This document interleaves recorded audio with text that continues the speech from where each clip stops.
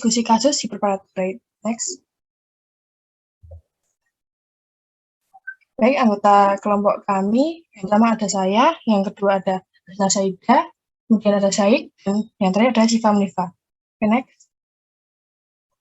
Baik, pada presentasi kali ini, kami akan menjelaskan yang pertama ada tanda dan gejala yang dialami pasien, yang kedua ada patofisiologi, meliputi penjelasan patofisiologi hiperkalsemia pada pasien. Yang ketiga ada terapi, meliputi penjelasan dan tanggapan terhadap terapi pasien. Yang keempat ada kontrol lab, meliputi penjelasan pemeriksaan lab pada pasien. Next. Yang pertama ada tanda dan gejala yang dialami pasien, yang hal tersebut dapat menunjukkan hiperkalsemia. Oke, berdasarkan hasil screening dan hasil uji laboratorium pada pasien, terdapat beberapa tanda dan gejala yang menunjukkan hiperkalsemia, yakni sebagai berikut. Yang pertama, pasien telah mengalami konstipasi selama seminggu. Gangguan seperti konstipasi tersebut dapat menjadi salah satu tanda atau gejala dari adanya hiperkalsemia. Hal tersebut dikarenakan hiperkalsemia dapat menyebabkan terjadinya keterlambatan konduksi pada sarafan ekstrinsik dan intrinsik usus. Kemudian tanda dan gejala yang kedua, yakni pasien mengalami kebingungan dan penurunan kesadaran. Hal tersebut dikarenakan kelebihan kalsium dalam darah dapat berdampak pada otak dan menimbulkan gejala seperti kebingungan atau linglung, lelah, dan lesu yang akhirnya akan menyebabkan penurunan kesadaran. Kemudian jika melihat dari riwayat terapi obat, pasien mungkin dapat mengalami hiperkalsemia karena adanya kelebihan dosis kalsium sitrat dengan total konsumsi sebanyak 1.500 mg per hari. Sedangkan dosis kalsium sitrat pada pasien dewasa usia 19-50 tahun itu adalah 1.000 mg per hari. Hal tersebut akan diperparah dengan penggunaan HCT yang dapat memicu terjadinya penumpukan kalsium jika dikonsumsi secara bersamaan dengan kalsium sitrat yang berlebih. Next.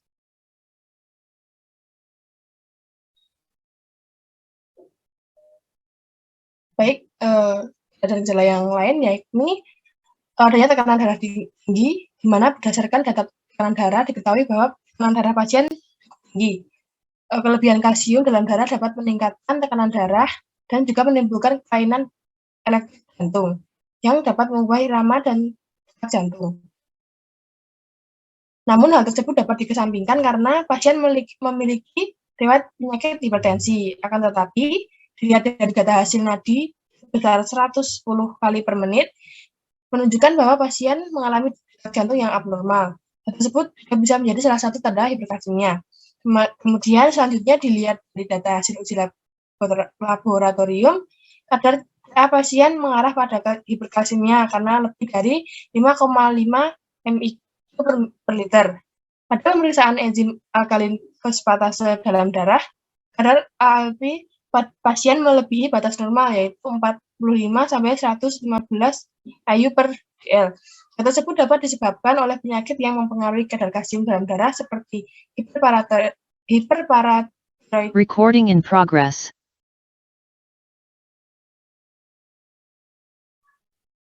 Sehingga menunjukkan adanya hiperkalsemia.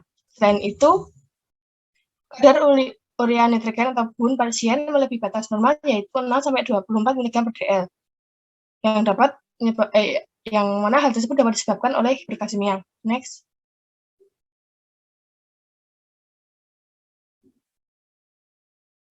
Baik, selanjutnya akan dijelaskan oleh teman saya.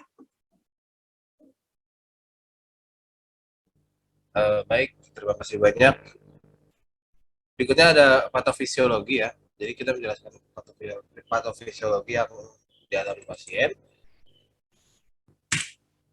Yang pertama ini patofisiologi dari hiperkalsemia ini diakibatkan oleh hiperparatiroid yang menimbulkan peningkatan kadar hormon paratiroid yang meningkatkan ambilan kalsium dari tulang ke dalam darah. Juga terjadi peningkatan absorpsi kalsium dari trakus gastrointestinal dan penurunan sekresi kalsium dalam ginjal. Nah, jadi hiperkalsemia ini menimbulkan gejala banyak ya, kayak serangan otot, konstipasi, mual, muntah, abdomen. Pasien ini sebelum masuk rumah sakit rasa tubuhnya lemah, ya, sesuai dengan gejala juga, tekan nafsu makan, konstipasi atau sulit buang air besar, dan telah berjalan beberapa bulan, namun tidak dapat dipastikan apakah hal ini dikombinasi berhubungan dengan hiperkalsemia. Jadi kita nggak tahu nih ini bener nggak sih hiperkalsemia itu, sebelum kita cek ya. Kalau misalnya dari gejala-gejala yang apa namanya yang ditimbulkan itu kayak berasa nggak ada apa-apa, cuma ternyata mengalami hiperkalsemia. Selanjutnya akan dijelaskan oleh teman saya.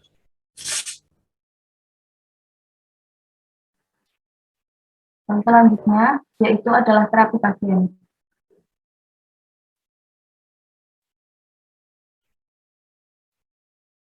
Bisa di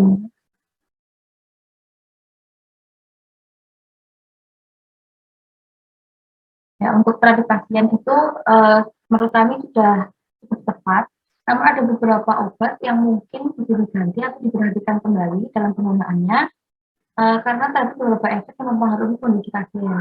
Untuk penggunaan HCC atau hidrokloritiazid itu sebanyak 20 mg satu kali sehari. Ini merupakan obat yang digunakan untuk terapi hipertensi pasien. Jadi obat ini tuh termasuk golongan dalam diuretik tiazid dengan mekanisme kerja mengurangi penyerapan cairan sehingga cairan pada tubuh menjadi berkurang dan memperlebar pembuluh darah serta mengurangi absorpsi natrium dan klorida sehingga tekanan darah akan menurun. Untuk HCT ini bisa digunakan tunggal maupun dengan kombinasi. Untuk penggunaan yang dikombinasi untuk kombinasinya itu biasanya dikombinasikan dengan obat-obat golongan ARB maupun golongan AID. Namun untuk penggunaan obat ini itu perlu diperhatikan pada pasien dengan hiperkalsemia karena ini kontraindikasi dan dapat menyebabkan penumpukan kalsium sehingga bisa memperparah hiperkalsemianya. Lalu untuk mesalazin 3 gram per hari, ini itu obat untuk terapi radang usus. Jadi mesalazin itu bekerja dengan mengurangi zat kimia yang mengakibatkan peradangan.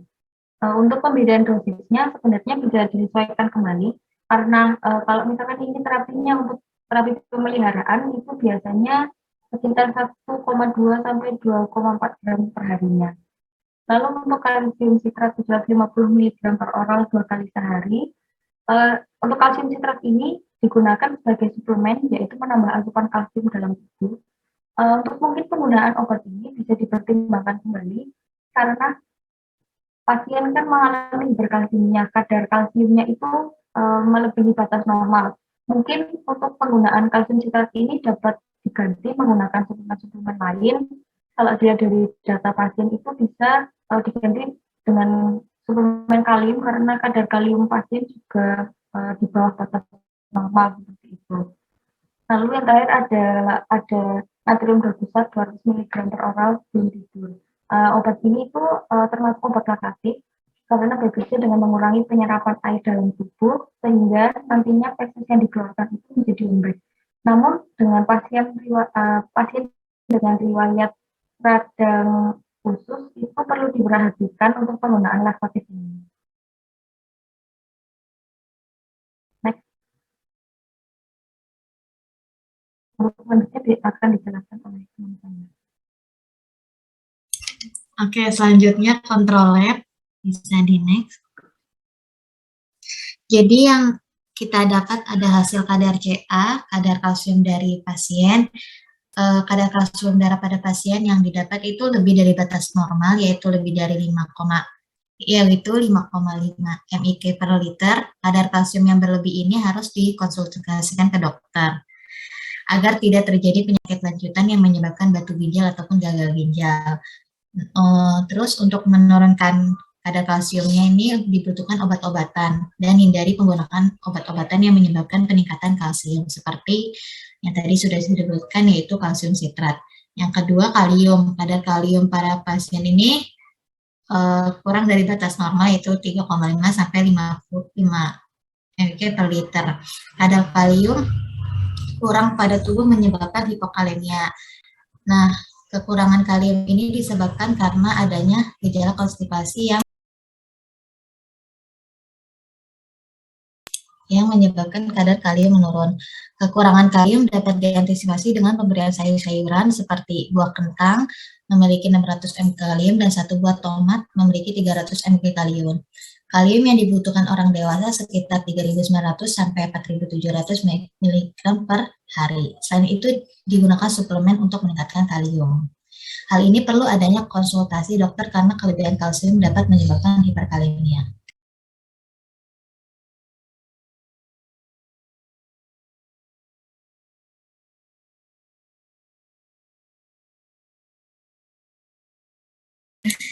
Selanjutnya, kadar klorida. Kadar klorida darah pada pasien melebihi batas normal. Pasien ini mengalami hiperkloremia. Adanya kelebihan klorida dalam darah disebabkan adanya asidosis metabolik, yaitu gangguan pH darah ataupun pasien meminum obat pencahar. Obat pencahar ini contohnya tadi yang diminum pasien yaitu HCT, sehingga dia menyebabkan gangguan elektrolit dalam tubuh. Kadar klorida yang berlebih dalam tubuh perlu dikurangi kadarnya dengan obat-obatan. Yang keempat ada ALP, ada pemeriksaan enzim alkalin fosfatase. Enzim alkalin fosfatase pasien ini juga melebihi batas normal. Enzim ini berfungsi untuk memecah protein dalam tubuh. Kelebihan enzim ini bisa disebabkan karena kurangnya konsumsi vitamin D. Adanya kelebihan enzim ini dapat diatasi dengan menghindari makanan yang mengandung seng. Lanjut ada BUN, yaitu kadar urea nitrogen. Kadar urea nitrogen dalam darah ini juga melebihi batas normal karena disebabkan oleh hiperkalemianya, karena kelebihan kalsium dalam tubuh. Kadar urea yang tinggi dapat diturunkan dengan menurunnya asupan cairan tubuh dengan memperbanyak konsumsi makanan yang berserat. Dan untuk obat-obatannya bisa dikonsultasikan ke dokter. Dari hasil tes laboratorium, hal yang perlu dimonitor yaitu kadar Ca, kadar kalium, kadar kalsium, dan enzim alkalin fosfatase, dan kadar urea nitrogen. Next. Sekian dari kami. Wassalamualaikum warahmatullahi wabarakatuh. Assalamualaikum warahmatullahi wabarakatuh. Terima kasih kelompok 5B atas presentasinya. Kemudian dari kelompok 5A bisa menambahkan terkait materi.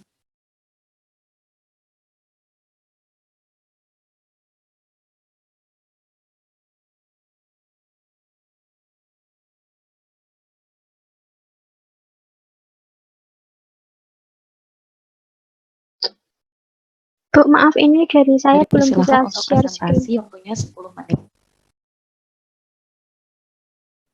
Oke, sebentar Mbak.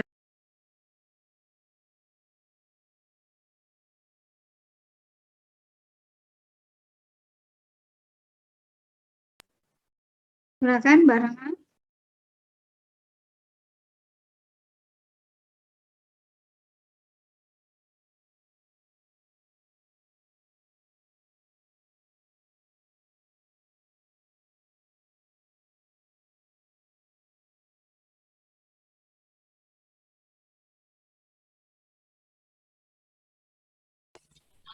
Ya, baik, kami dari kelompok A izin mau menambahkan. Bisa ke yang slide patofisiologi.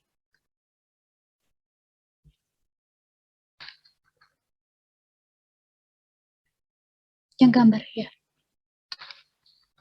Nah, jadi di sini tuh apabila untuk patofisiologi hiperkalsemia, apabila ada kelainan dari kelenjar paratiroid, nanti untuk kalsium sensing receptor itu akan berikatan dengan kalsium. Nah, nantinya dia akan mensekresikan hormon paratiroid. Nah, hormon paratiroid ini nantinya akan mempengaruhi ginjal, usus, dan tulang untuk mengeluarkan kalsium. Kalau di ginjal sendiri, hormon paratiroid itu akan menurunkan ekskresi kalsium, dan di pasien kan juga mengkonsumsi obat diuretik tiazid, yaitu hidroklorotiazid. Nah, ini juga bisa menurunkan ekskresi kalsium di ginjal. Nah, kemudian hormon paratiroid ini nantinya dengan bantuan 1-hidroksiasa akan mengubah 2,5 hidroksi vitamin D menjadi 1,25 dihidroksi vitamin D, yang mana nanti 1,25 dihidroksi vitamin D ini dia akan meningkatkan absorpsi kalsium di usus dan juga resorpsi kalsium di tulang. Nah, selain itu, hormon PTH paratiroid ini akan meningkatkan resorpsi kalsium di tulang. Begitupun juga dengan obat hidroklorotiazid. Nah, sehingga nantinya kadar kalsium di dalam darah itu akan menjadi lebih tinggi, akan jadi tinggi. Apakah dari teman-teman lain ada yang ingin menambahkan?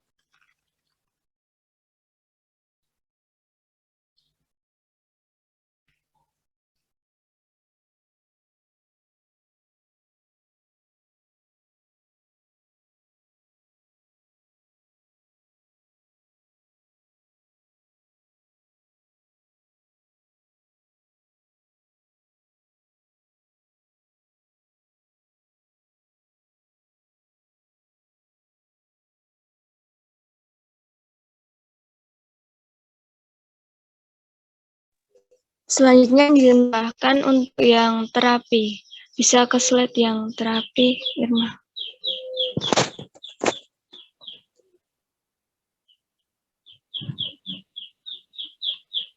Nah, untuk yang mesalazin itu disesuaikan menjadi 1 gram 1 sampai 2 kali sehari. Itu dilakukan pemantauan fungsi hati dan ginjal karena mesalazin itu dikontraindikasikan dengan gangguan ginjal berat. Jadi untuk pasien ini harus dilakukan uji untuk memastikan apakah terdapat gangguan ginjal karena kadar BUN pasien itu melebihi normal, yakni 32 mg per dl. Normalnya 6 sampai 20 mg per dl. Kemudian untuk alternatifnya itu apabila terdapat memang gangguan ginjal itu bisa dengan sulfalazin 0,5 hingga 1 gram di pagi dan malam hari. Next, Ir. Nah, untuk yang NA-doxostat itu dosis obatnya sudah sesuai, tidak melebihi dosis maksimum yaitu 500 mg. Ini memiliki onset 1-2 hari sehingga cocok untuk terapi konstipasi tidak segera. Tetapi tidak boleh dipakai pada penderita penyakit jantung koroner. Karena itu kandungan natrium pasien itu. Karena kandungannya natrium itu. Nah, pasien ini tuh memiliki riwayat ayah dengan PJK. Jadi harus dilihat apakah pasien juga memiliki PJK juga.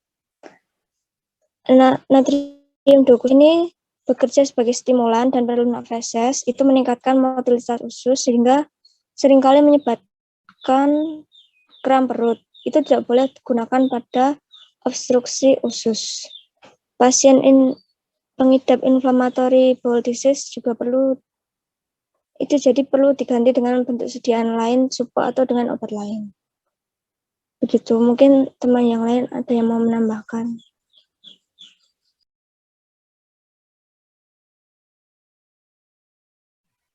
Saya izin menambahkan karena di sini pasien itu mengalami kebingungan dan penurunan kesadaran. Jadi untuk penanganan awalnya itu adalah untuk mempertahankan saluran nafas dan sirkulasi sistemik serta memperbaiki gangguan metabolik yang signifikan.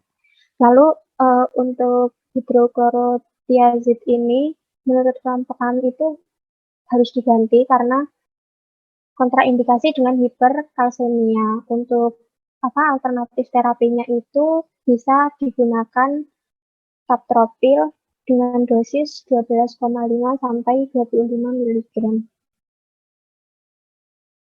Mungkin dari saya itu.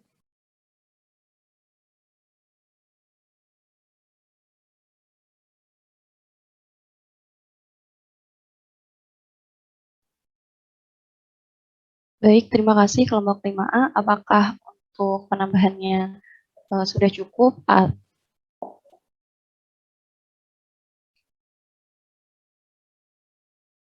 Jika sudah, mungkin bisa dilanjut ke sesi tanya jawab.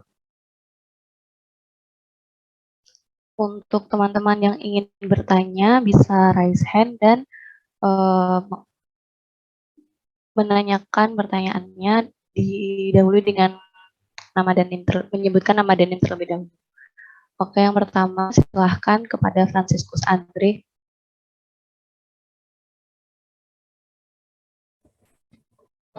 Izin tanya terkait diagnosis penyakit pasien itu kan asidosis metabolik ya.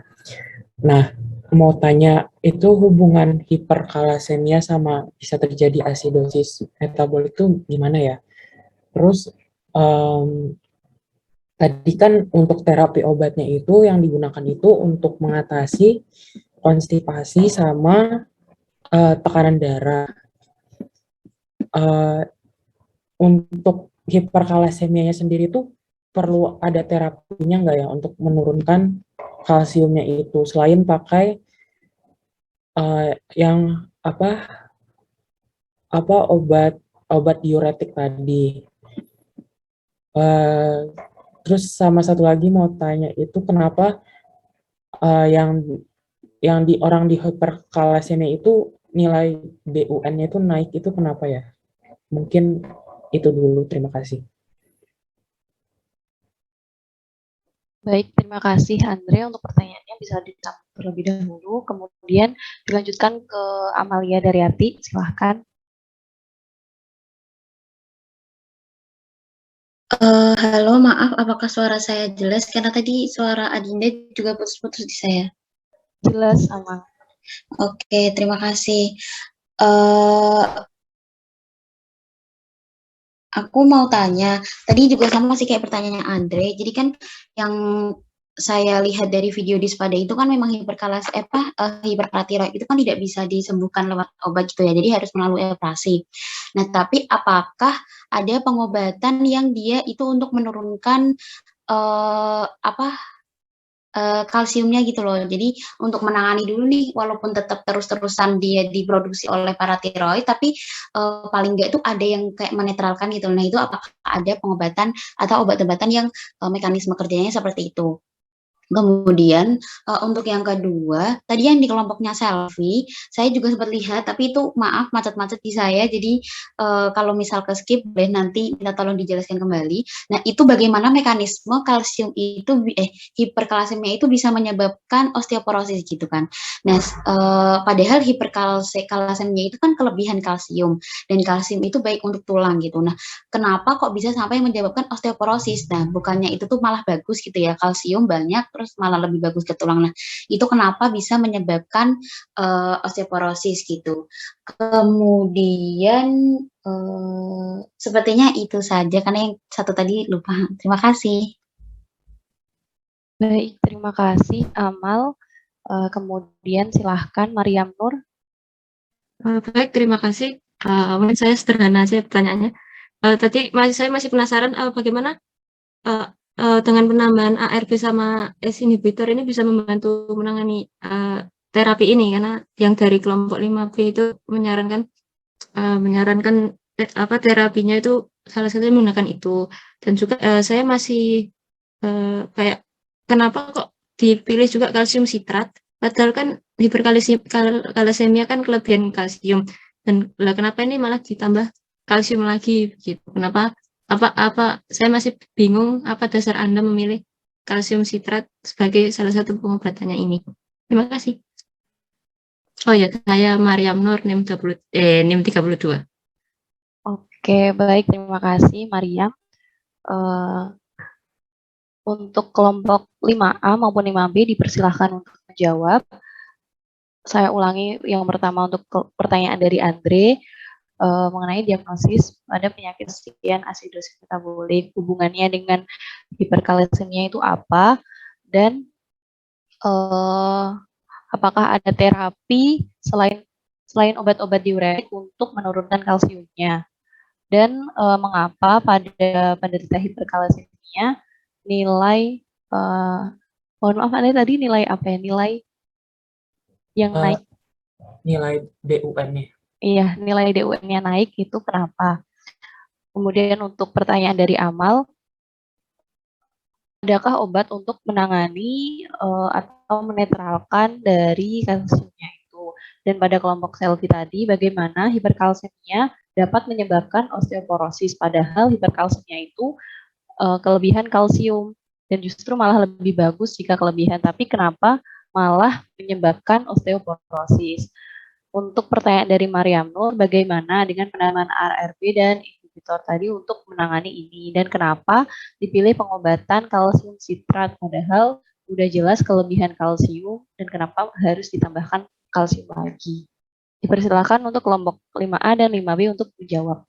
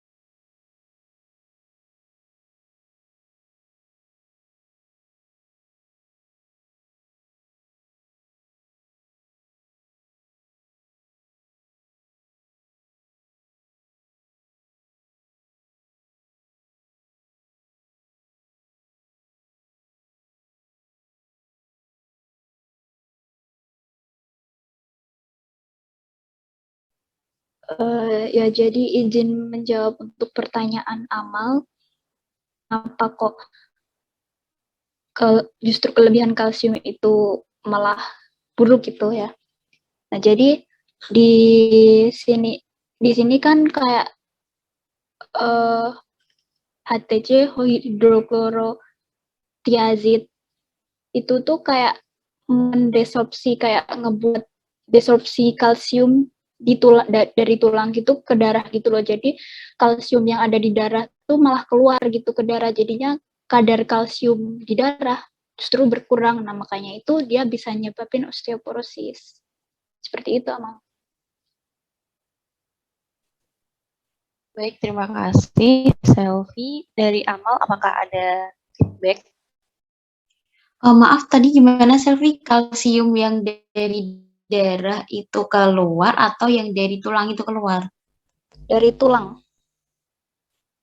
Oh, berarti kalsium yang di tulang itu keluar ke darah gitu ya, makanya di dalam darah jumlah kalsiumnya kurang. Makanya yang di darah itu kebanyakan kalsium, jadi hiperkalsemia. Oh, seperti itu. Baik, terima kasih. Sama.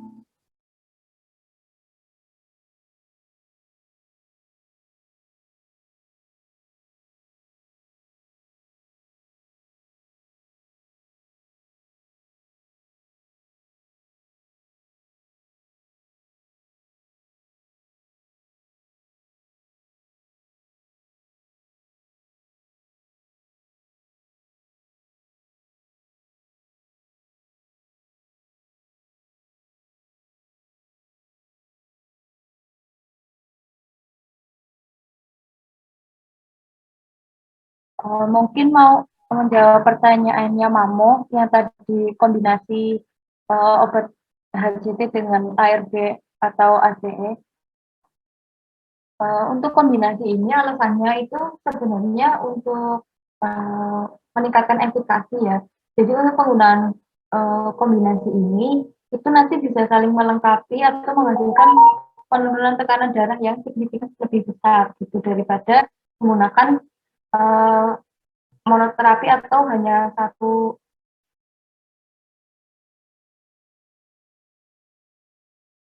obat seperti itu. Untuk kombinasinya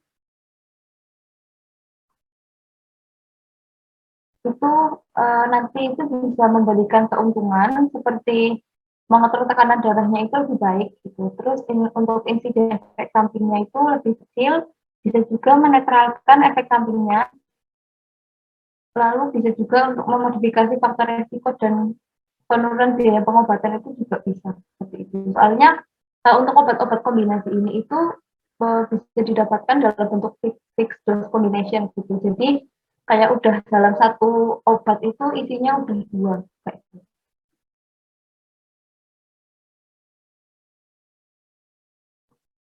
Sekian yang bisa kami jelaskan. Baik, terima kasih Syifa untuk jawabannya. Apakah dari Mariam ada feedback? Ya, untuk yang itu bisa diterima. Terima kasih. Oke, terima kasih. Selanjutnya dari teman-teman bisa menjawab, tersisa dari pertanyaan Andre, atau mungkin dari teman-teman yang lain ingin menambahkan untuk menjawab dari pertanyaan Amal maupun Mariam. Sebentar, tadi yang kalsium sitrat belum dijawab ya? Oh iya, belum yang kalsium sitrat. Kepada kelompok 5A maupun 5B dipersilahkan.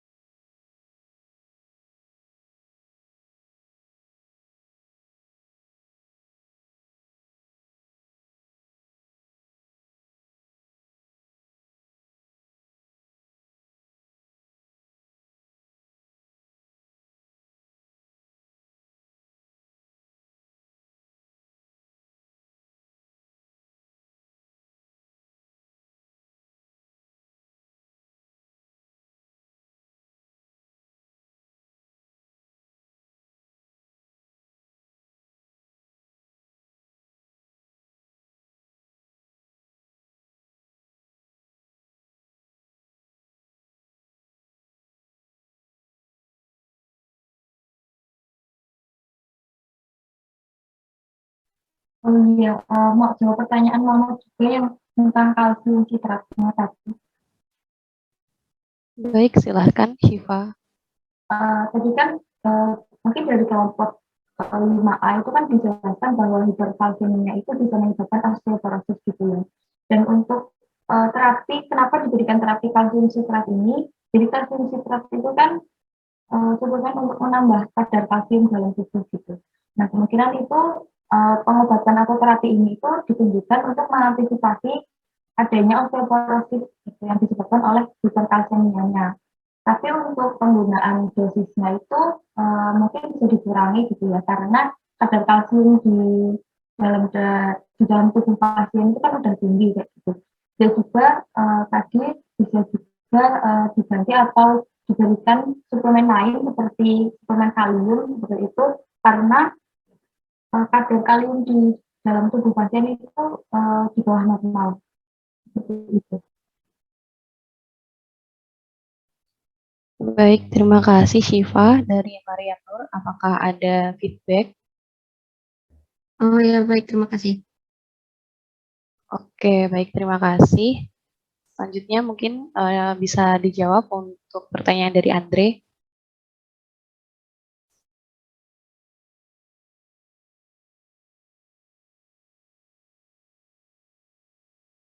Baik, ke Meila Tunjung, silahkan. Ya, sebelumnya saya mau bertanya dulu ke moderator dan Bu Yeni, apakah saya bisa mengajukan pertanyaan satu saja? Oke, boleh. Oke, terima kasih. Mungkin sembari teman-teman dari kelompok yang mau menjawab pertanyaan Andre, saya mau bertanya saya tertarik terkait keluarnya kalsium dari tulang terus masuk ke peredaran darah. Apakah maksud dari keluarnya kalsium itu bisa disamakan dengan kerapuhan tulang yang menyebabkan atau yang pada umumnya diartikan sebagai osteoporosis itu sendiri? Itu Mbak Dinda, terima kasih. Oke, terima kasih Tunjung untuk pertanyaannya. Dari kelompok 5A maupun 5B dipersilahkan untuk menjawab.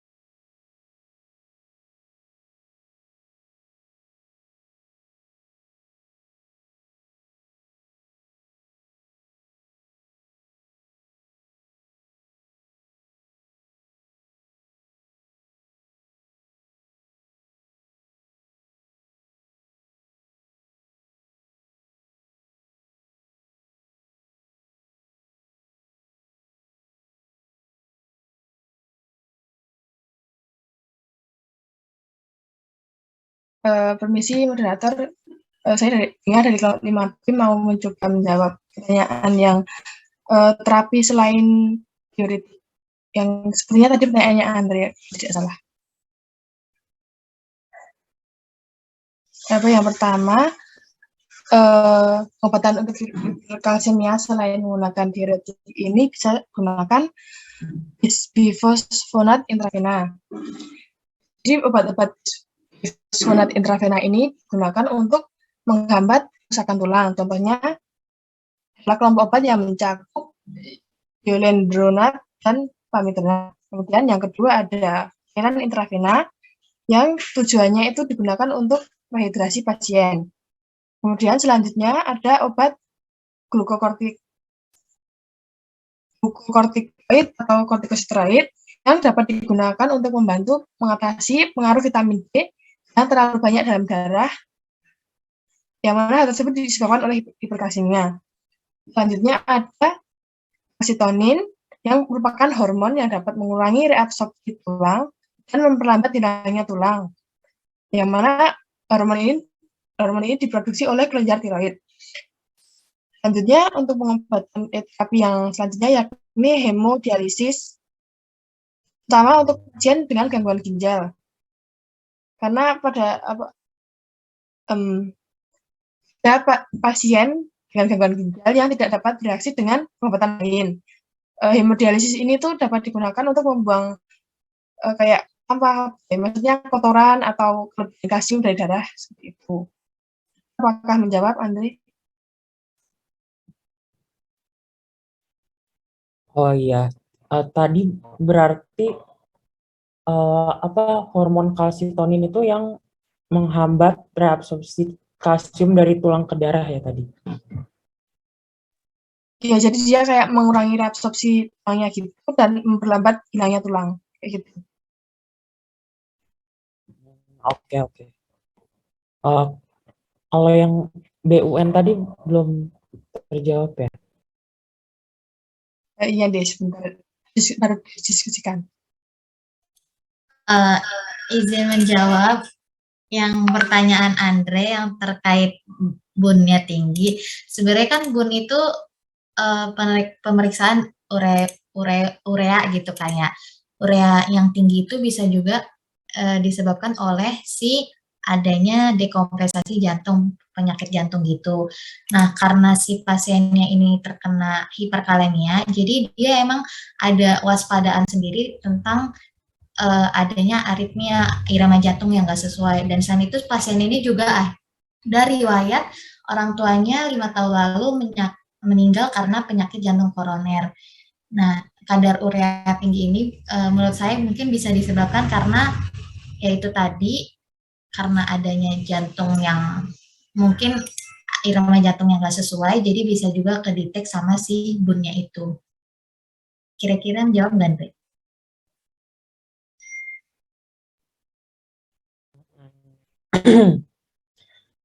Karena aritmia ya tadi.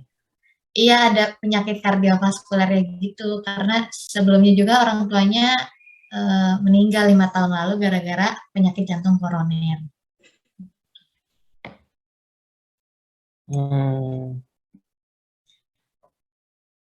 Masih bingung sih kayak hubungannya apa, tapi ya udah deh. Udah menjawab, terima kasih. Oke, makasih. Mungkin teman yang lain bisa menambahkan. Oke, terima kasih Bingah dan Hasya. Mungkin untuk teman-teman yang lain bisa menambahkan dan tersisa pertanyaan dari Tunjung yang belum terjawab.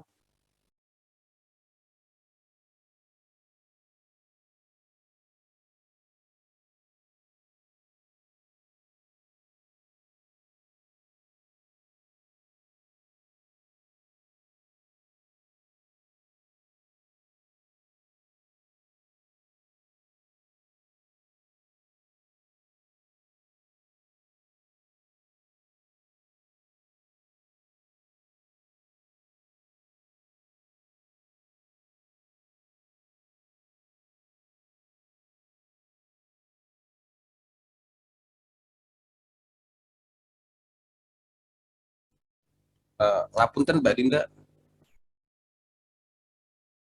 Mbak Dinda.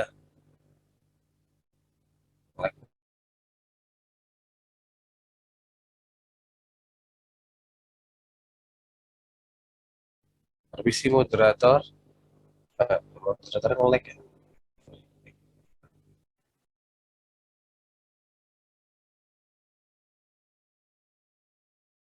Silakan Mas Ik, mungkin ini moderatornya baru off.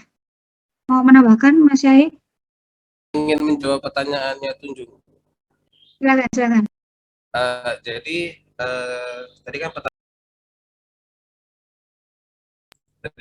tadi kan pertanyaannya apakah keluar dari tulang itu bisa disamakan dengan osteoporosis. Jadi kan osteoporosis itu enggak harus, biasanya sih emang terjadi gara-gara kalsium keluar dari tulang ya.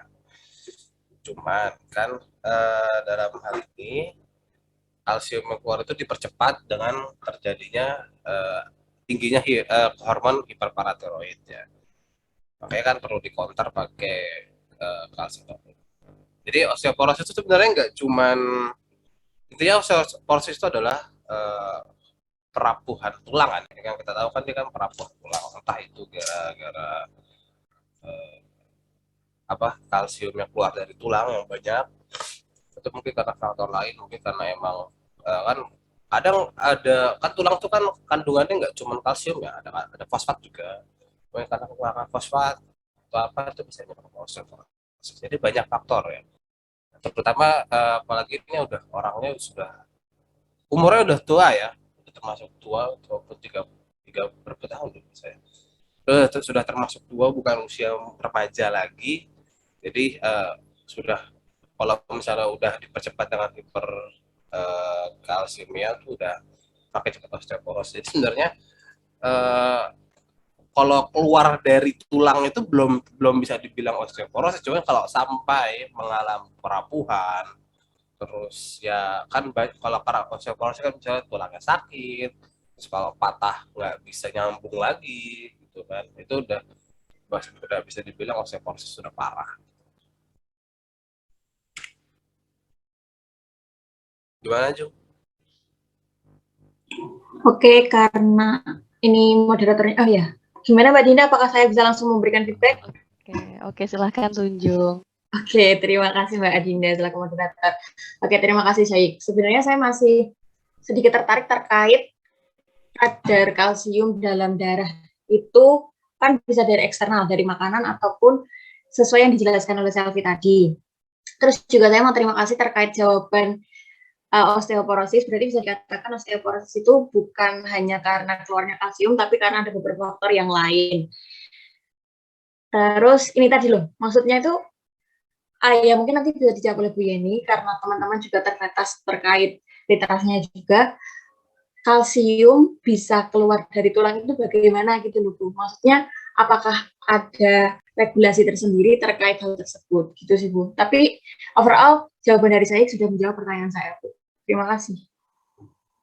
Ya, tadi kan kalsium tulang keluar dari tulang itu gimana sih? Jadi ada mekanismenya. Jadi itu pakai osteoblas ya. Jadi dia merangsang hormon. Jadi kan di hormon itu merangsang. Jadi tulang itu ada namanya sel penghancur tulang sendiri itu ada. Gitu, osteo.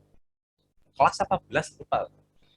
Jadi dia menghancuri tulang. Jadi dari sel tulangnya itu dipecahin. Jadi yang udah pecah itu menghasilkan kalsium lagi. Nah kalsium itu kan keluar kan. Tulang ini kan banyak kalsium. Jadi dalam sel kalsium itu dipecahin, kalsium keluar masuk dalam darah. Jadi ada mekanismenya sendiri pakai sel penghancur tulang, lupa namanya osteoklas apa osteoblas kelas kayaknya.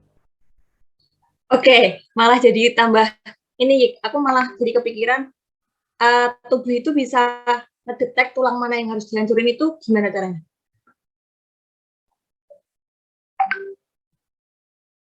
Apakah kalau sel darah merah kan yang sudah tua atau apapun itu, tapi kalau tulang saya kurang tahu. Oke, mungkin itu bisa jadi pertanyaan dulu, bisa dilanjutkan ke moderator. Terima kasih. Oke, terima kasih Tunjung. Bisa ditampung dulu, nanti bisa dijawab. Ini kepada Andre, dipersilahkan. Oh iya, tadi mau jawab Tunjung sih sebenarnya. Ya pokoknya itu ada di Anfis Manjung. Jadi apa tulangnya itu kan dihancurin sama osteoklas tadi yang kata saya itu tuh sebenarnya biar memicu pertumbuhan jaringan tulang yang baru gitu loh. Jadi karena hipertiroid ini tuh jadi memicu aktivitas si osteoblasnya. Jadinya tulangnya dihancurin di saat nggak perlu gitu. Jadi tulangnya dihancurin terus kalsiumnya meningkat ke darah gitu. Itu aja sih mau nambahin. Oke, terima kasih kepada Andre. Apakah dari Tunjung ada feedback? Oke, terima kasih Andre. Mungkin aku harus di call untuk Anfisman ya. Oke, makasih Andre. Sedikit banget. Terima kasih kepada teman-teman kelompok 5A dan 5B dan teman-teman yang udah bertanya. Semua pertanyaannya saya kira sudah terjawab. Mungkin saya kembalikan kepada Bu Yeni apabila ingin menambahkan dan melengkapi. Silahkan Bu Yeni. Oke, baik. Terima kasih Mbak Adinda. Ya, mungkin di sini saya ingin meluruskan ya beberapa tadi pertanyaan tadi bagus sekali pertanyaan-pertanyaan yang masuk ya dari jawaban-jawaban yang sudah teman-teman sampaikan. Ada beberapa mungkin yang ingin saya tambahkan dan saya luruskan begitu ya. Oke, di sini saya akan share screen dulu. Nah, sudah kelihatan screen saya? Ampun Bu. Sudah ya.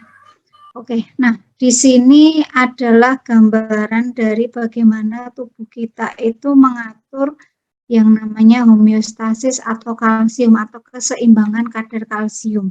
Ya.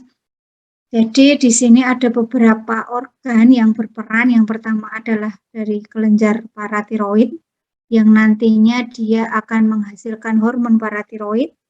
Kemudian ada peran liver di mana nanti akan merubah vitamin D ya menjadi bentuk aktifnya ya 25-OHD.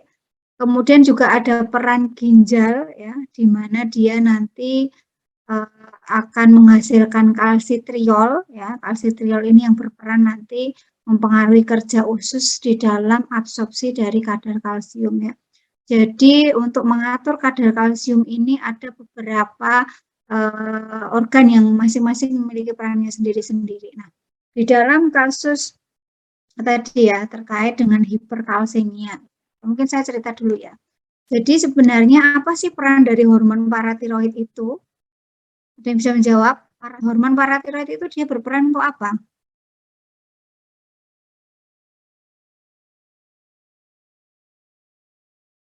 Halo?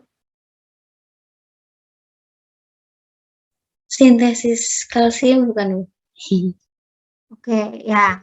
Oke, saya langsung meluruskan saja ya. Jadi paratiroid hormon itu akan disintesis oleh kelenjar paratiroid ini ketika apa? Ketika dia mendapatkan sinyal dari sirkulasi darah bahwa kadar kalsium dalam sirkulasi itu rendah. Ya. Nah, kalsium dalam sirkulasi itu dapatnya dari mana saja ya? Tadi ya sudah disinggung ya, bisa berasal dari makanan, bisa berasal dari reabsorpsi kalsium pada ginjal, bisa berasal juga dari resorpsi tulang. Nah, ketika kadar kalsium di dalam darah itu rendah, maka hormon PTH ini akan disintesis. Nah, hormon PTH ini dia akan mempengaruhi beberapa mekanisme dari organ lain. Yang pertama dia akan mempengaruhi ginjal, kemudian akan mempengaruhi tulang. Perannya terhadap tulang apa? Dia terhadap tulang itu dia akan meningkatkan resorpsi. Resorpsi itu apa? Resorpsi itu adalah meningkatkan ambilan kalsium dari tulang itu untuk masuk ke sirkulasi ya. Tadi yang dikatakan Mas Syahik tadi, oh ada peningkatan osteoklas ya, atau mekanisme penghancuran sel-sel kalsium ya, sel-sel tulang tadi yang disampaikan oleh Mas Syahik tadi ya. Jadi rilis kalsium atau resorpsi dari kalsium pada tulang ke sirkulasi darah. Kemudian peran yang lain apa? Dia akan mempengaruhi ginjal. Ngapain? Dia akan berperan di organ ginjal untuk meningkatkan pembentukan kalsitriol. Nah, meningkatkan pembentukan kalsitriol, kemudian menurunkan ekskresi dari kalsium, ya, ekskresi dari kalsium dan meningkatkan ekskresi dari fosfat. Nah, perannya kalsitriol ini apa? Kalsitriol ini dia akan membantu peningkatan absorpsi dari kalsium yang ada di intestinal. Ya, jadi kalau orang makan kandungan kalsiumnya itu supaya yang diabsorpsi maksimal, nah itu ada peran dari kalsitriol. Nah, karena mekanisme inilah kemudian kadar kalsium di dalam darah itu akan meningkat. Ya. Nah, bagaimana ketika seseorang itu dia mengalami gangguan pada paratiroidnya? Nah, kalau paratiroidnya berlebih, apa yang terjadi? Ketika paratiroidnya berlebih, ya, jadi kan di sini kasusnya kan hiperparatiroid.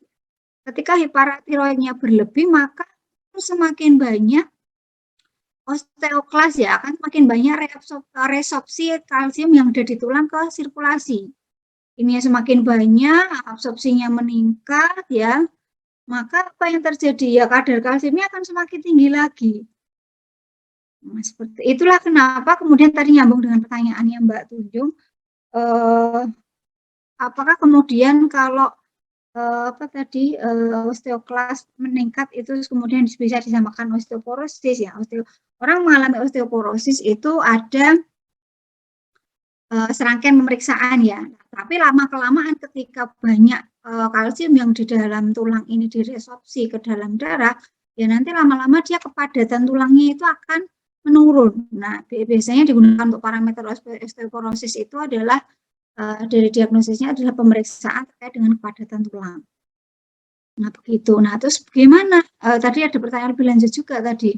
Bagaimana tubuh itu secara normal bisa mengenali kapan dia osteoklas, kapan dia osteoblas ya. Nah, memang secara alamiah, secara normal seseorang itu kan dia ada mekanisme komunikasi ya antar sel ya. Sel pun berkomunikasi ya. Jadi memang ada mekanisme regulasi ya komunikasi antar sel di dalam tulang ini yang dia juga melibatkan peran dari sitokin, melibatkan peran dari sel-sel yang lain untuk bisa mengatur ya kira-kira apakah untuk menjaga kestabilan fisiologis dari tulang ini mana yang aktivitasnya harus ditingkatkan ya tadi seperti disampaikan Mas Andrew sudah disinggung di Anfisman misalnya seperti itu. Nah, intinya seperti itu. Jadi tubuh itu masing-masing sel itu sudah punya kemampuan untuk bisa berkomunikasi ya. Termasuk di bagaimana menjaga homeostasis dari kadar kalsium tadi. Bisa diterima penjelasan saya? Bisa, Bu. Oke, ada yang belum jelas? Nah, kemudian saya menambahkan sedikit ya, tadi dikatakan, tadi juga sempat disinggung terkait dengan kalsitonin. Nah, kalsitonin itu sebenarnya apa? Kalsitonin itu adalah hormon ya, hormon juga ya, hormon peptide yang disekresikan oleh parafolikuler pada kelenjar tiroid. Jadi sel yang berbeda pada kelenjar sama yang menghasilkan hormon tiroid. Nah, fungsinya apa dari kalsitonin ini ya? Dari kalsitonin ini dia akan bereaksi pada osteoklas tulang ya. Jadi kalau PTH-nya tinggi, itu kan resorpsinya meningkat. Nah, kalsitonin ini dia perannya adalah menurunkan resorpsi tulang. Ya, sehingga harapannya bisa menurunkan kadar kalsium dan fosfat. Nah, ini secara alamiah seperti itu ya. Jadi bagaimana tubuh itu bisa mengatur, oh kalau PTH-nya sudah berperan, nanti kalau kalsiumnya sudah naik, nah maka gantian giliran dari peran dari hormon kalsitonin inilah yang akan mengerem ya untuk bisa menjaga supaya kadar kalsium di dalam darah itu dia tetap normal, tidak terlalu tinggi. Nah, kemudian tadi terkait dengan bagaimana hubungan antara hiperkalsemia dengan asidosis metabolik. Tadi sudah terjawab ya tadi. Sudah terjawab belum Mas Andre?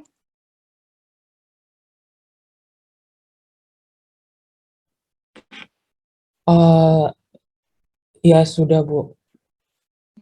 Jadi intinya kalau kita bicara asidosis itu ada asidosis respiratori, ada asidosis metabolik. Kalau kita bicara asidosis metabolik itu adalah terkait dengan kesetimbangan kadar asam basa ya, H dan HCO3, ya asam dengan karbonatnya.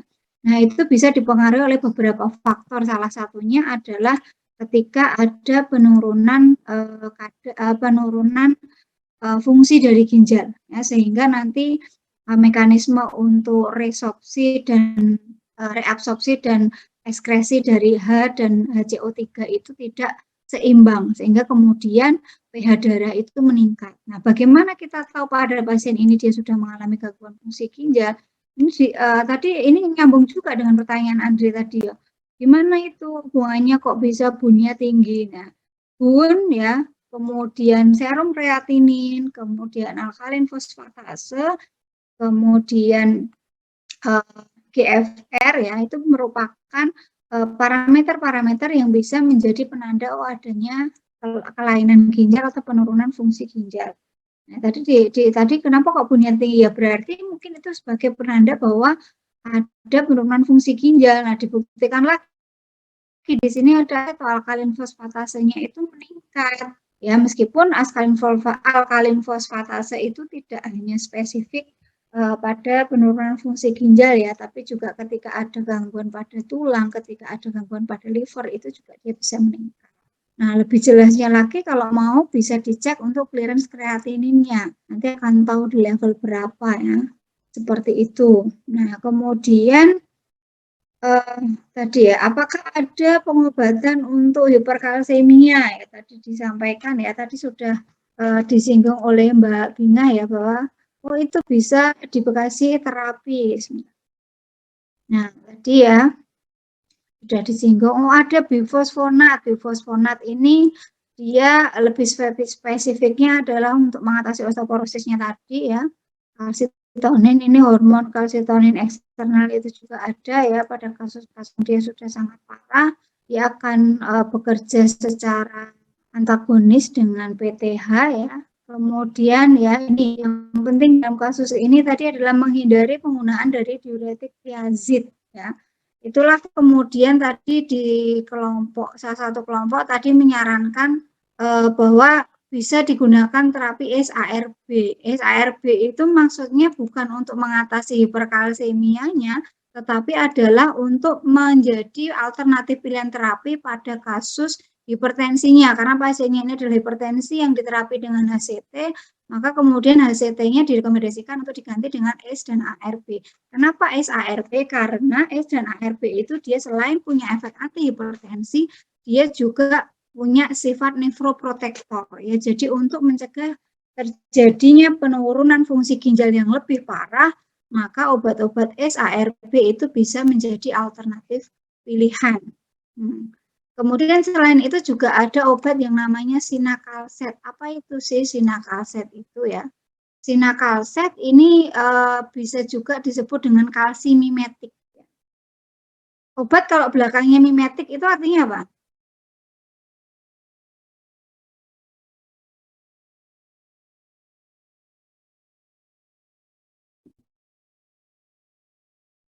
Menirukah?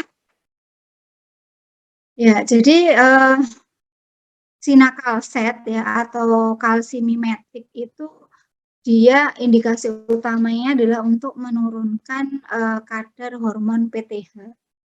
Ya, dia digunakan untuk dia meningkatkan sensitivitas dari reseptor kalsium ya. Meningkatkan sensitivitas dari reseptor kalsium sehingga dia bisa mendeteksi adanya perubahan kecil saja pada kalsium ekstrasel. Jadi nanti dia akan reseptor kalsium itu akan lebih sensitif gitu ya. Jadi kalau misalnya terjadi penurunan atau peningkatan dari kadar kalsium ya itu akan mudah dikenali sehingga nanti juga akan bisa menekan ya dari sekresi dari PTH gitu. Ya, jadi ada beberapa terapi. Jadi terapinya itu tidak kemudian secara langsung bekerja pada menurunkan kadar kalsiumnya ya, tetapi dia lebih ke mempengaruhi mekanisme-mekanisme yang terkait ya. Seperti itu ya. Dari sini cukup jelas, ada yang ingin ditanyakan?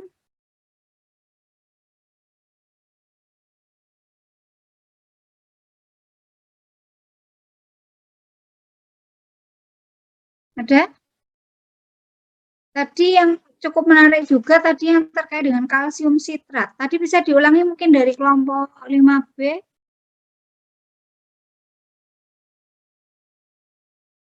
Terkait dengan kalsium sitrat tadi jawabannya tadi bagaimana? Saya tadi hanya menangkap bahwa pasiennya itu untuk kalsiumnya dipakai untuk osteoporosisnya. Saya tadi yang saya tangkap begitu. Ini Bu, karena kan tadi dari kelas A sudah menjelaskan bahwa pasien dengan hiperkalsiumia bisa mengalami osteoporosis dan kemungkinan terapi kalsium itu untuk mencegah osteoporosisnya itu Bu. Oke, ya. Kalau kita bicara tentang suplementasi kalsium, itu sebenarnya bentuknya banyak. Ada kalsium asetat, kalsium karbonat, kalsium sitrat gitu ya. Tetapi pada kasus metabolic acidosis ya, itu dan terutama juga pada pasien yang dia sudah mengalami penurunan fungsi ginjal ya, sebenarnya kalsium asetat itu dia akan lebih bermanfaat ya. Lebih bermanfaat kenapa? Karena dia bisa membantu menurunkan level fosfat. Biasanya karena kalsium dan fosfat itu saling terkait ya, dia saling mempengaruhi. Jadi kalsium asetat itu adalah binder dari fosfat ya, yang nantinya dia akan bisa menurunkan kadar fosfat di dalam darah ya. Kalau dicek di pasiennya ini juga fosfatnya akan meningkat dengan kondisi dari penurunan fungsi ginjalnya. Jadi selain mensuplementasi kalsiumnya, ya, maka selain itu juga dipilih yang dia bisa memiliki keuntungan lain. Ada yang mau ditanyakan dari kasus hiperparatiroid ini?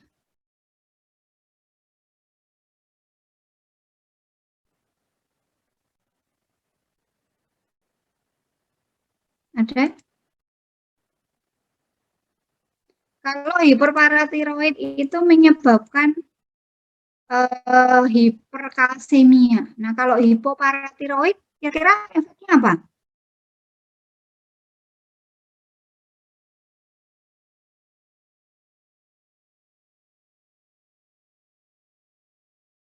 Halo.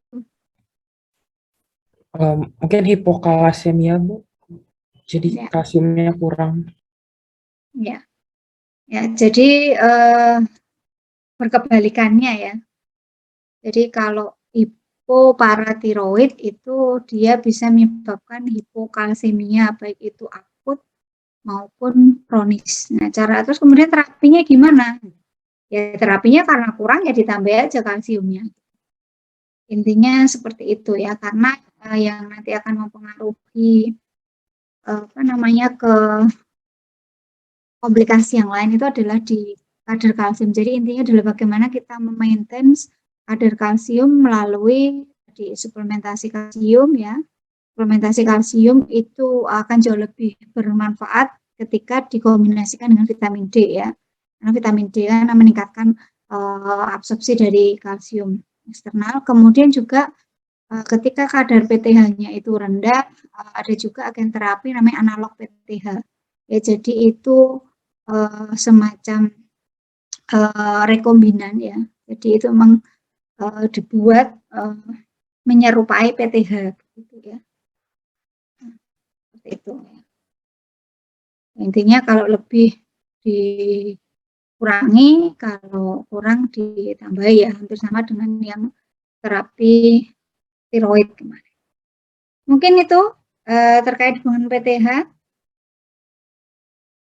Ada yang mungkin belum jelas?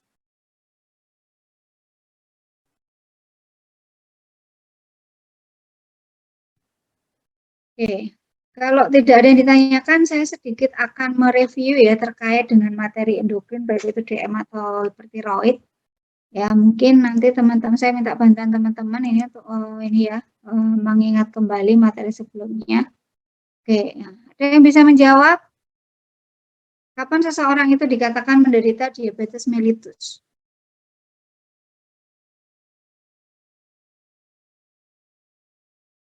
Saya, Bu. Silakan Mbak Zakia. Ketika kadar gula dalam darah tinggi. Ketika kadar gula dalam darah tinggi. Oke, kadar gula dalam darah itu bisa diukur kapan saja. Izin menjawab Bu Yeni. Ya, silakan. Ada kadar gula darah saat puasa, kadar gula darah sewaktu Bu. Oke ya. Jadi saat menjawab nanti tolong dibuat lebih spesifik ya.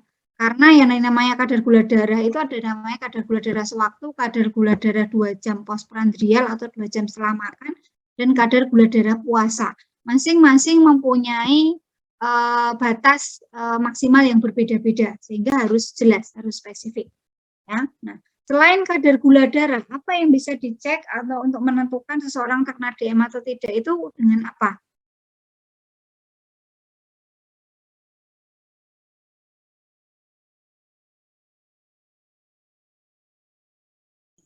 Izin menjawab Bu. Oh iya, mangga. Mamon. Ya, oke, silakan. Siapa Ya, tadi? Saya Mariam Nur, Bu.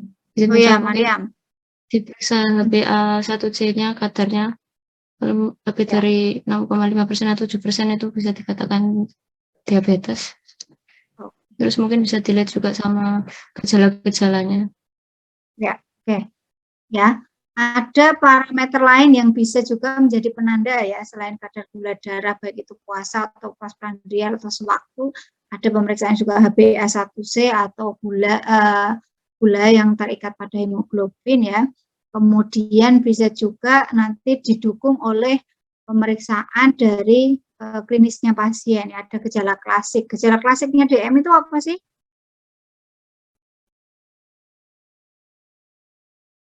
Gejala klasiknya DM? Ya, silakan. Siapa ini? Kecil sekali. Saya Bu Yasmin. Oke, Mbak Yasmin. Gejala klasik dari DM itu ada poliuri, banyak berisi, banyak minum, polifagi, makan, namun berat badannya tidak meningkat, bahkan cenderung menurun. Terus ada kelelahan, penglihatan yang berkurang, gatal-gatal daerah kita, dan Oke, baik. Terima kasih ya. Mungkin yang lebih mudah dihafal yang poli-poli tadi ya, polidipsi, poliuri, polifagi itu ya adalah gejala klasik ditambah dengan beberapa gejala lain tadi ya, yang terkait. Oke. Nah, ini tadi parameter penanda ya untuk penegakan diagnosis DM ya. Ada gula darah puasa, gula darah 2 jam setelah makan, kemudian HbA1c, kemudian gula darah acak atau sewaktu. Oke, nah kemudian di dalam penata laksanaan DM, parameter apa saja yang perlu dikontrol dan targetnya berapa? Ada yang bisa menjawab?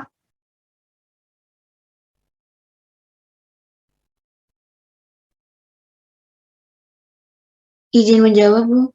Ya, Mbak Amalia.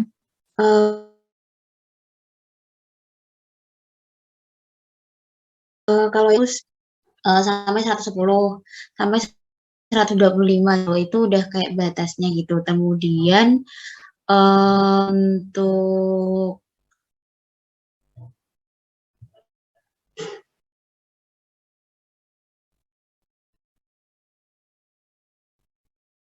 Lagi.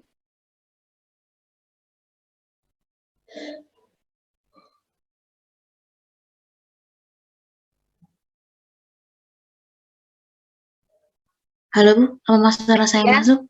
masih masuk. Silakan lanjutkan.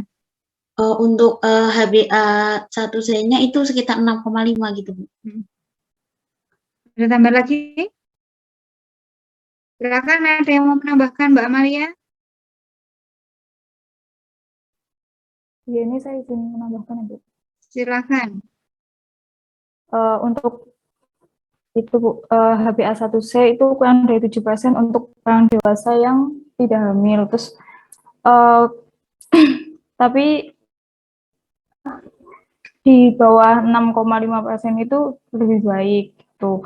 Terus untuk kasus tertentu kayak misal hipoglikemi kayak gitu, itu di bawah 8%, itu untuk HbA1c-nya. Terus kemudian untuk gula darah puasanya itu 80 sampai 130 mg per desiliter. Baik, Mbak Sofa. Ya, terima kasih tambahannya ya. Ya, jadi sebenarnya selain gula darah ya, entah itu gula darah puasa atau gula darah postprandial HbA1c, maka penting juga untuk mengontrol juga kolesterolnya, terutama di sini ada HDL dan juga trigliserida. Kenapa? Karena ini terkait dengan resiko komplikasi yang bisa muncul, yaitu PJK, ya, komplikasi makrovaskuler ya. Sehingga ini juga perlu dikontrol. Jadi tidak hanya sekedar melihat parameter gula darahnya, tapi juga tekanan darahnya harus terkontrol, HDL-nya juga terkontrol tinggi, trigliseridanya terkontrol rendah begitu. Nah, untuk HbA1c saya bintangi ini seperti yang tadi disampaikan oleh Mbak Sofa ya. Jadi HbA1c ini sebenarnya juga tergantung dari durasi penyakit, kemudian adanya penyerta, kemudian juga apa namanya tadi ya, sering atau tidaknya dia mengalami hipoglikemia seperti itu. Itu juga menjadi faktor yang perlu dipertimbangkan. Oke, nah kemudian DM tipe 2 itu bisa diberikan terapi apa saja? Yang bisa menjawab?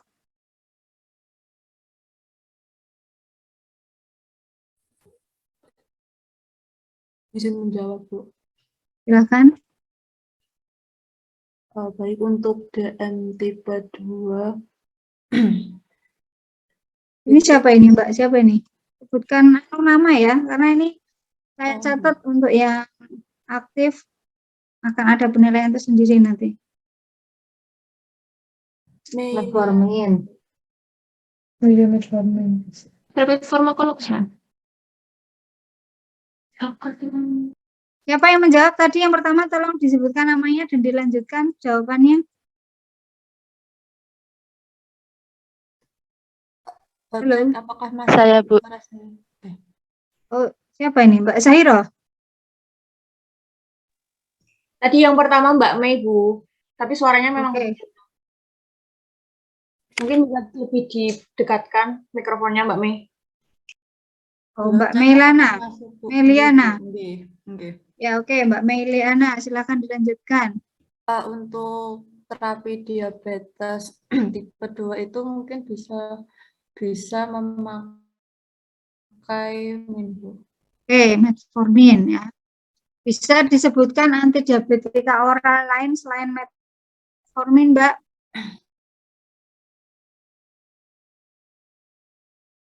Baik, Apin. Mungkin bisa itu sulfonylurea. Oke. Metformin tadi termasuk obat yang bekerja dengan mekanisme bagaimana, Mbak Meilana?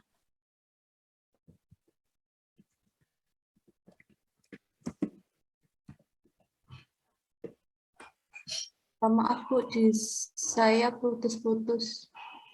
Ya, metformin itu bekerjanya bagaimana metformin? Baik untuk mekanisme kerjanya itu menurunkan kadar gula darah untuk menurunkan glikogenesis di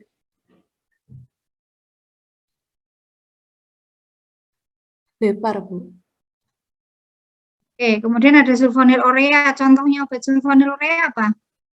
Untuk contoh obat sulfonylurea untuk generasi pertama itu ada tolazamid sama tolbutamid. Untuk generasi kedua itu ada glibenclamid sama glikazid. Ya, untuk generasi pertama sudah dipakai untuk terapi DM tipe 2 ya. Mungkin sekarang banyak fokuskannya adalah generasi kedua. Oke, terima kasih Mbak Meliana. Tambahan ya, metformin itu selain dia menurunkan produksi gula hepar, dia mekanisme kerja utamanya sebenarnya adalah meningkatkan sensitivitas dari reseptor insulin. Oke, ada tambahan lain mungkin untuk antidiabetika oral, ada yang mau menambahkan? Izin menambahkan, Bu. Silakan, sebutkan nama. Nganim 13, Bu. Oke, silakan. Jadi untuk diabetes tipe 2 tadi sudah disebutkan ada glibenclamid. Selanjutnya ada golongan meglitinid yaitu repaglinid itu bisa. Selanjutnya nateglinid juga bisa. Golongan biguanid juga bisa, Bu. Itu. Biguanid itu metformin tadi ya. Yang lain selain itu? Pioglitazone. Oke. Golongan thiazolidinedion. Ada lagi mungkin yang lain antidiabetika oral yang lain ada yang mau menambahkan? Kemarin saat studi kasus sudah ada yang menyampaikan loh.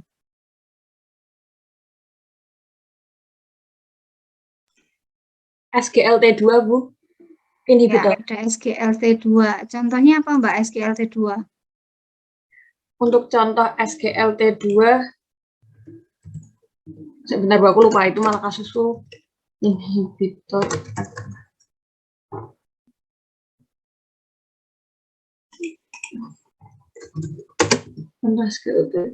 Ada yang akhir-akhirnya flozin Bu, ada canagliflozin, dapagliflozin, empagliflozin. Ya. Oke, terima kasih Mbak Tunjung ya. Ada SGLT2. Singkatannya apa itu SGLT2, Mbak?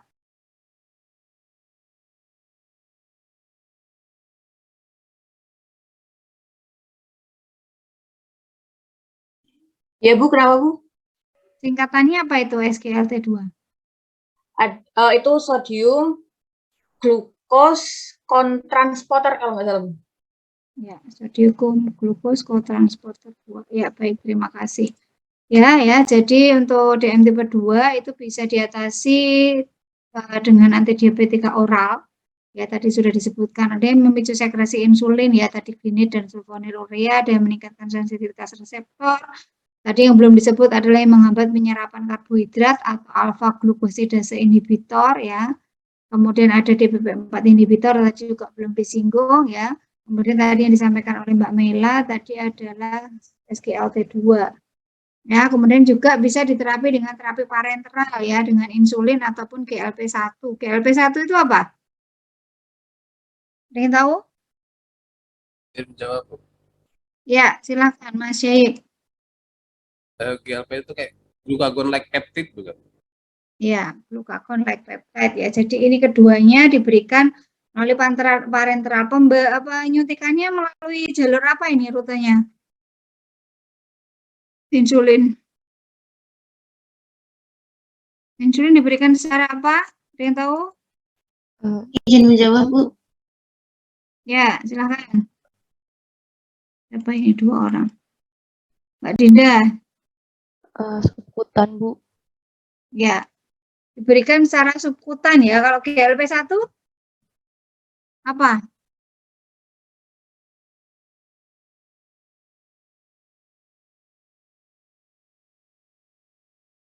Ada yang tahu?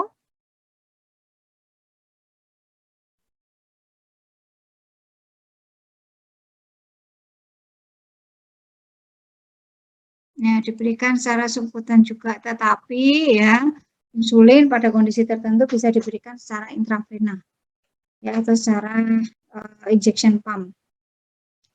Oke, kemudian nah, bagaimana mekanisme regulasi dari hormon tiroid? Ayo kemarin yang kasusnya tiroid, ada yang masih ingat nggak? Apa yang menyebabkan hormon tiroid itu disekresikan? Yang memicu sekresinya apa?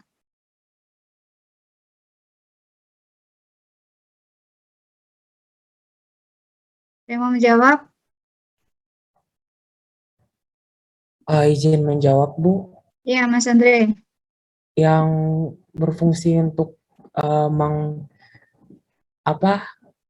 memicu pelepasan hormon tiroid itu ada TSH, Ibu, thyroid stimulating hormone.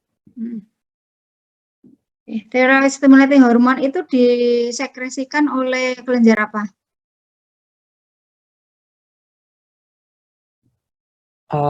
Pituitari kalau nggak salah, Bu.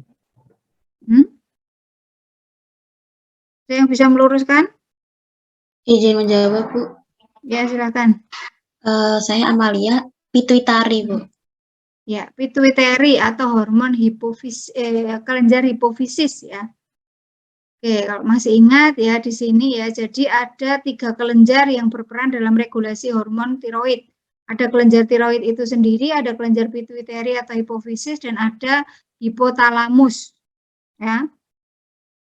Nah, awal mulanya kenapa kok tiroid itu diproduksi itu ya? Sebenarnya tidak bisa juga dikatakan awal mula ya, karena ini ada suatu siklus ya. Ya, jadi kalau tiroid kadar tiroidnya itu rendah, gitu ya.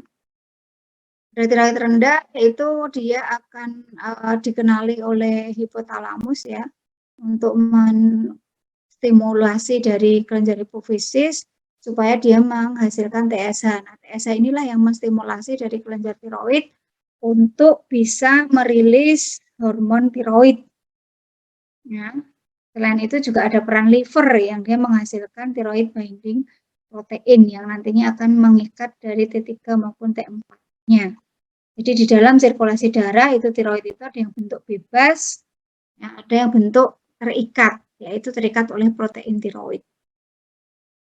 Nah, yang bentuk bebas inilah yang nantinya dia punya efek ya, punya feedback ya untuk inhibisi dari TSH sekresinya ya, sekresi TSH. Jadi ini saling terkait. Oke, baik. Kita lanjut. Apakah kadar tiroid itu bisa dipengaruhi oleh penggunaan obat? Ya, di kasus sebelumnya kita sudah pernah membahas. Bisa nggak kira-kira kalau kadar tiroid itu dipengaruhi oleh penggunaan obat? Ada yang tahu?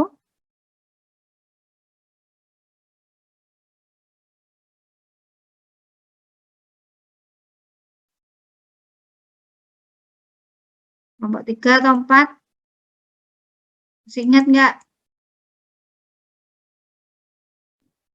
Izin menjawab, Bu. Ya, Mbak Mariam dulu coba. Dari kasus kemarin penggunaan obat kontrasepsi, alat kontrasepsi itu bisa memperparah kondisi hipotiroid. Oke. Kandungan apa dari kontrasepsi oral itu yang dia bisa mempengaruhi kadar tiroid? Yang kemarin yang kami cari itu kandungan estrogennya, Bu. Bisa ya. mengikat T4 yang bebas itu sehingga memperparah kondisi hipotiroid. Oke, baik, terima kasih ya. Jadi ada obat-obat yang bisa mempengaruhi kadar tiroid. Salah satunya tadi disebutkan adalah hormon estrogen. Mas Andre mau menambahkan yang lain mungkin? Ya Bu, izin menambahkan obat-obat yang kayak antibiotik rifampicin itu bisa mengurangi T setengah dari T4 sama T3 gitu, Bu. Udah, itu aja yang saya ingat. Ya, rifampicin itu dia fungsinya sebagai inhibitor atau induktor enzim.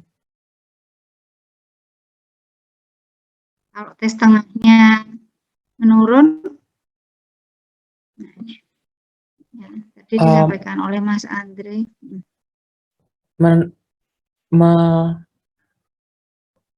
Meningkatkan, Bu, ya, meningkatkan metabolisme ya. Makanya T setengahnya berkurang sehingga obat-obat yang berfungsi sebagai induktor ya, induktor enzim hepatik ya, maka akan bisa menurunkan T setengah dari T4 maupun T3. Jadi itu bisa mempengaruhi kadar tiroid. Kemudian ya, ini ada imatinib. Imatinib ini tirosin kinase inhibitor ya untuk terapi kanker. Itu juga menurunkan kadar tiroid. Kemudian estrogen tadi sudah disampaikan. Kemudian amiodaron ya, ini mempengaruhi deiodinasi ya, jadi konversi T4 ke T3-nya terganggu. Kemudian glukokortikoid. Glukokortikoid contohnya apa?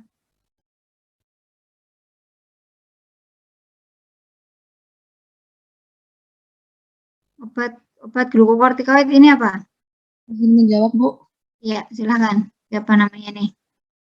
Presti, Bu, NIM 42. Ya, Mbak Presti. Ya.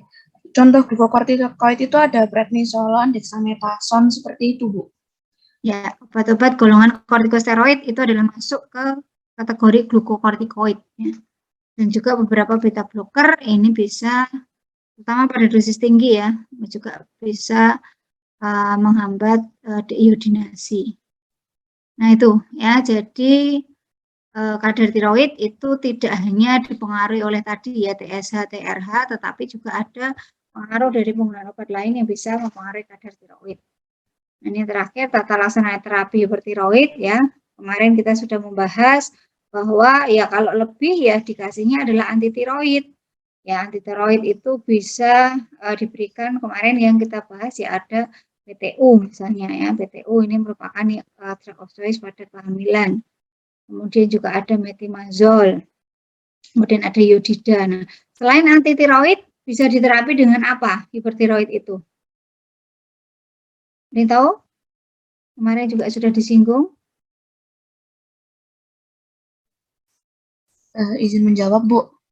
Silakan, nama? Presti, NIM 42, ya, Bu. Mbak Presti. Mbak Presti, ya. Lanjutkan. Pakai pembedahan sama radioterapi nih, Bu. Ya, ada iodin radioaktif atau radioterapi. Ya, kemudian juga bisa dilakukan terapi pembedahan ya pada kasus-kasus tertentu ya. Kalau memang dia dikontraindikasikan pada iodin radioaktif, maka terapi pembedahan itu bisa diberikan. Ya. Oke, nah ini kalau hipotiroid ya dikasihnya adalah tiroid eksogen, ya bentuknya macam-macam ya. Ada yang bentuknya adalah T3, ada yang bentuknya adalah T4. Yang selama ini banyak digunakan adalah yang dalam bentuk T4 sintetik atau levothyroxine ya sebagai drug of choice-nya. Kenapa? Karena dia durasi aksinya panjang. Ya, dan yang perlu dipahami di sini adalah bahwa penggunaan obat ini dia itu dilakukan titrasi dosis. Titrasi itu apa? Maksudnya titrasi dosis itu apa? Izin menjawab, Bu. Ya, silakan. Saya Amalia, jadi titrasi dosis itu menaikkan atau menurunkan secara bertahap gitu. Kalau misalnya menaikkan, jadi hari ini kan mungkin 50 mikrogram, kemudian nanti dinaikkan jadi 60 mikrogram. Begitu pula kalau diturunkan, jadi nggak langsung dari 50 mikrogram, kemudian langsung dihentikan gitu. Oke, baik. Terima kasih Mbak Amalia ya. Jadi ini memang dosisnya digunakannya itu dari dosis kecil naik perlahan ya, kemudian nanti sampai ke level kadar maintenance dose ya. Jadi naiknya sedikit sampai kemudian dapat maintenance dose ini yang dipertahankan seperti itu. Ya, oke, itu terkait dengan materi endokrin ya. Selain yang tadi juga kita sudah membahas tentang PTH. Ya, mudah-mudahan ini bisa bermanfaat ya. Silakan nanti dipelajari kembali ya. Kemudian setelah ini meskipun ini udah agak molor sedikit ya, 10 menit silakan bisa dikerjakan ya di Spada. Di Spada ada kuis yang bisa teman-teman kerjakan, soalnya tidak banyak, tapi mudah-mudahan itu bisa meningkatkan pemahaman teman-teman.